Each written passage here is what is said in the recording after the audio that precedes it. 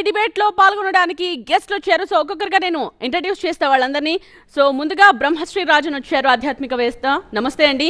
మంథా సూర్యనారాయణ శర్మ ఉన్నారు, ఆధ్యాత్మికవేత్త. అలాగే విరివింటి ఫణి శశాంక్ శర్మ ఉన్నారు, జ్యోతిష్య విద్వాన్. నమస్తే అండి. So welcome to the studio.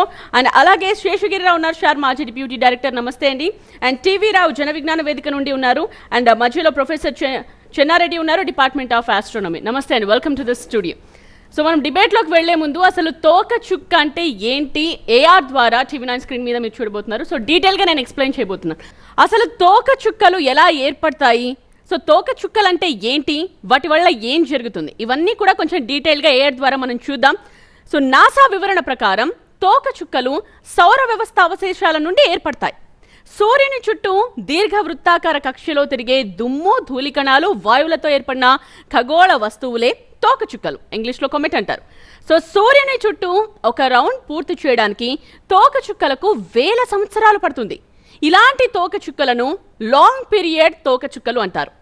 So long period తోక చుక్కలు సూర్యుని చుట్టూ 306 బిలియన్ కిలోమీటర్ల దూరంలోని మంచు మేఘం నుండి వస్తాయని ఒక అంచనా. సో సూర్యుని చుట్టూ ఉండే ఈ మేఘం మంచుతో నిండిన శకలాలతో తయారైన మాంటిల్ లేదా షెల్, దీనిని ఊట్ క్లౌడ్ అని కూడా పిలుస్తారు. భూమికి దగ్గరగా వచ్చినప్పుడు సూర్యకాంతి వాటిపై పడి ప్రకాశిస్తాయి. ఇప్పుడు